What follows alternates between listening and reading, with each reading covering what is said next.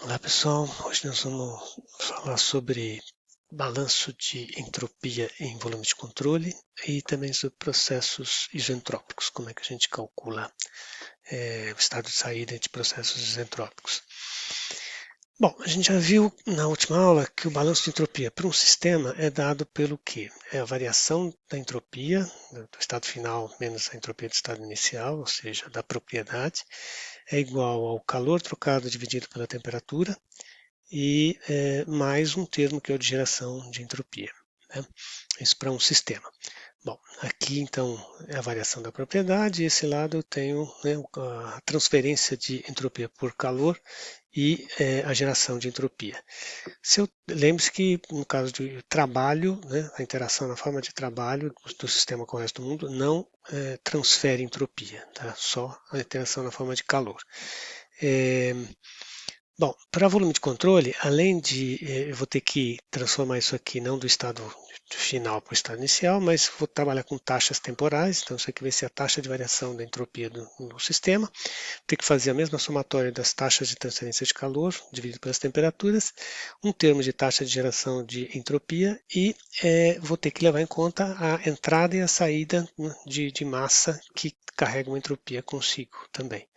Então, a equação vai ser a taxa de variação da entropia no volume de controle, vai ser igual à soma das taxas de calor, né, sendo trocadas, dividido pelas temperaturas, mais as somatórias dos fluxos de massa entrando vezes as suas respectivas de entropias específicas, menos o fluxo de massa saindo vezes sua respectiva entropia.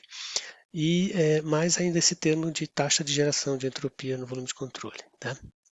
Bom, se eu tiver em regime permanente, não tenho nenhuma derivada temporal, então não há taxa de variação de entropia no volume de controle, mas eu tenho ainda os outros termos, né, iguais. Se eu tiver só uma entrada e uma saída, que é em geral o que a gente tem, a gente vai ter, então, zero vai ser a soma dos calores trocados pelas temperaturas, mais o fluxo de massa vezes a diferença de entropia entre entrada e saída, mais a taxa de geração.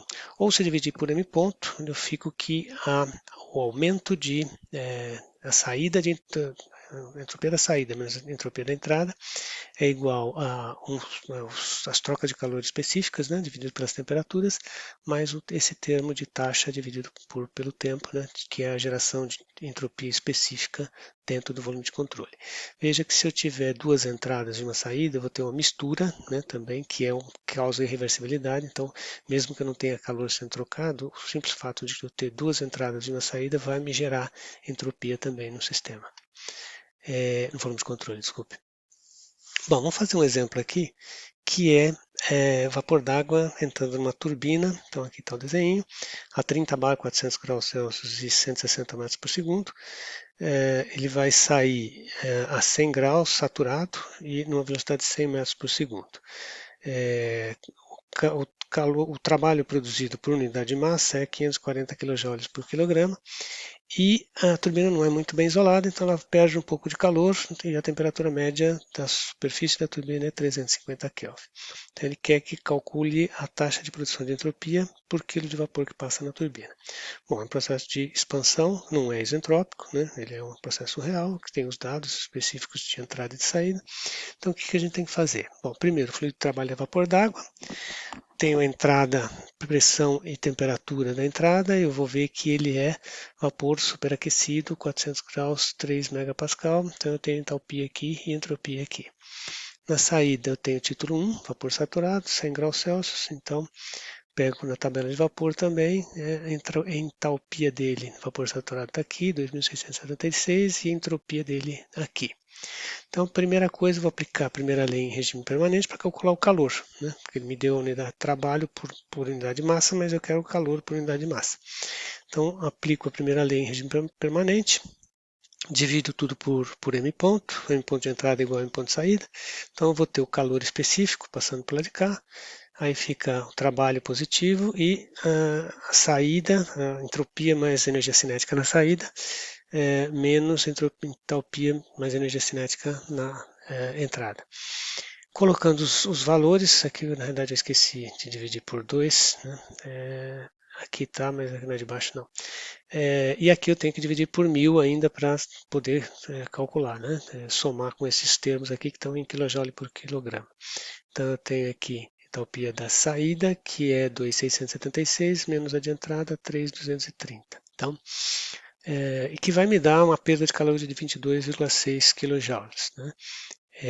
Bom, aí eu vou aplicar a segunda lei, né, do balanço de entropia no VC, regime permanente, eu tenho o calor trocado e o fluxo de massa mais o termo de geração de entropia, né, M ponto entrando menos saindo, vezes essas entropias de entrada e saída, divido tudo por M ponto e vou achar, então, explicitando já o sigma ponto sobre M ponto, vai ser a entropia de saída menos a entropia da entrada, menos o calor trocado por temperatura.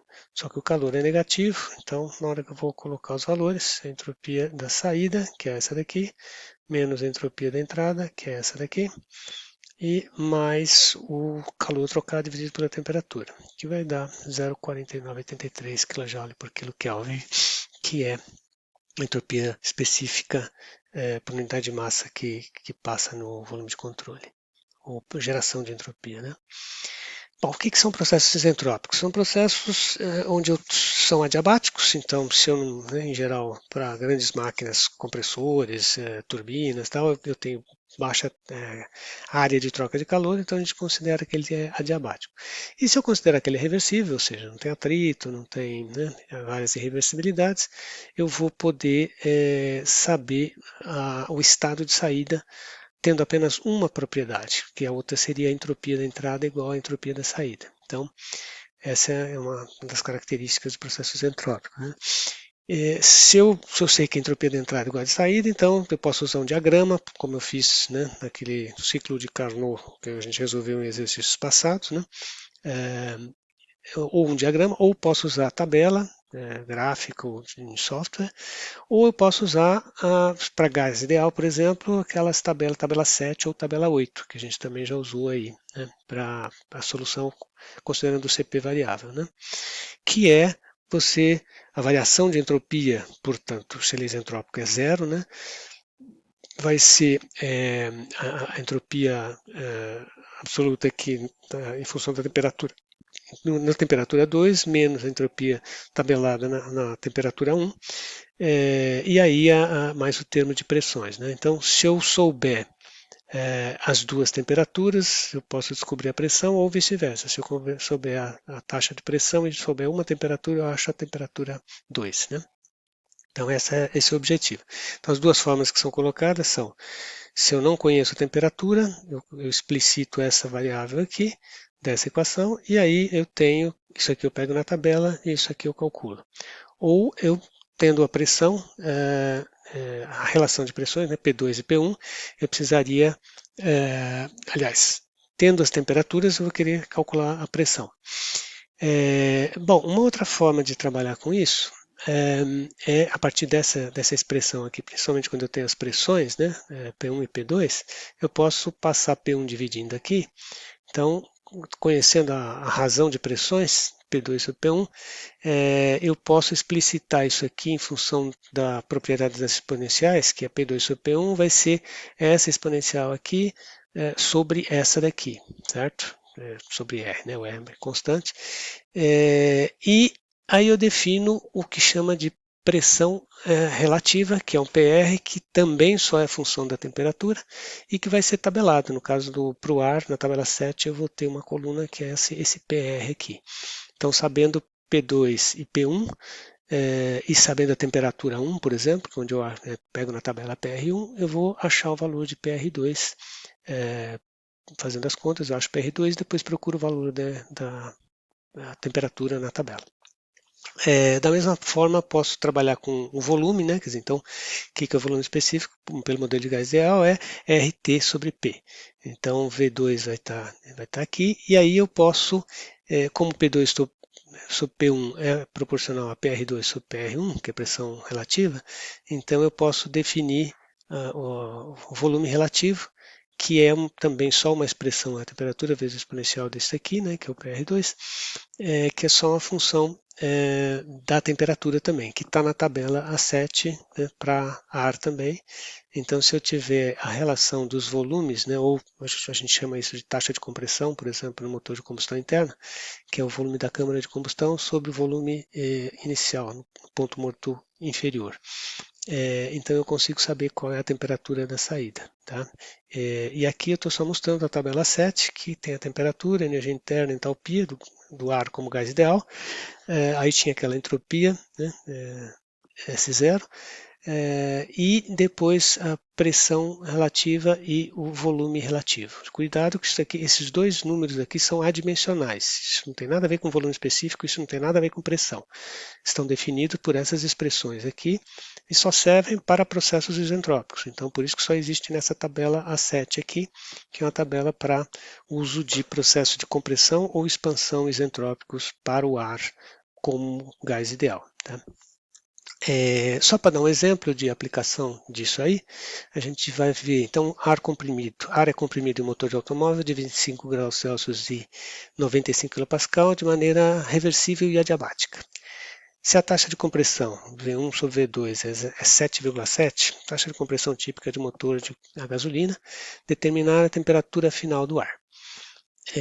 Então, considerando o ar como gás ideal e utilizando a expressão mais exata, ou seja, CP variável, que é a tabela 7, eu vou ter que V2 sobre V1 é 1 sobre 7,7, já que V1 sobre V2 é que é 7,7, né?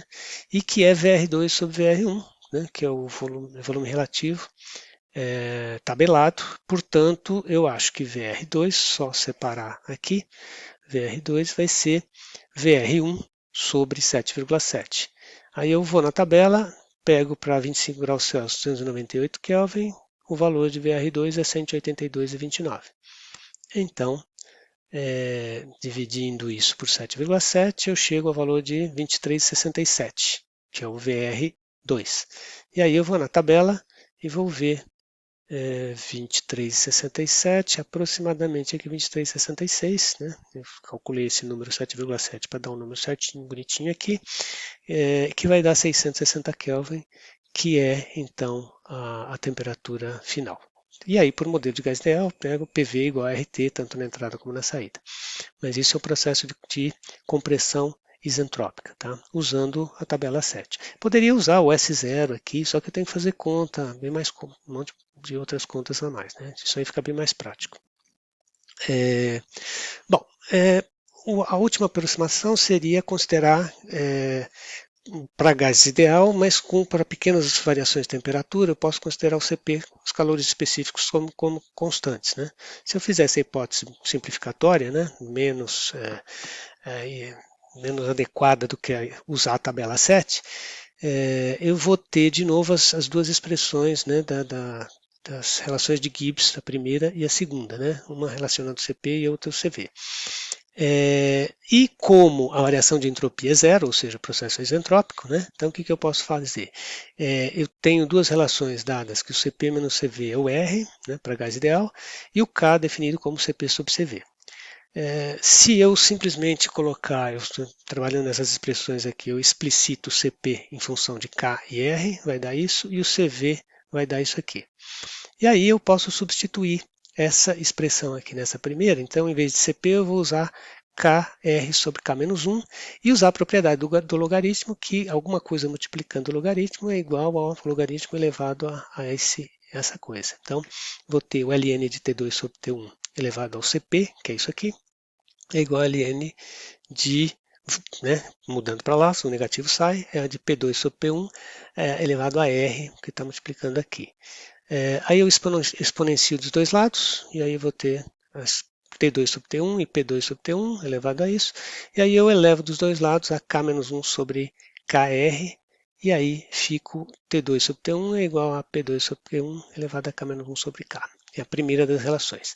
Se eu quiser agora usar essa daqui, essa expressão aqui, faço a mesma coisa. Então, ln do CV, que agora é R sobre K menos 1, e desse lado vai o menos ln, né? Então eu inverto aqui, exponencio dos dois lados, depois explicito aqui e vou ter T2 sobre T1 é igual a V1 sobre V2 elevado a K menos 1.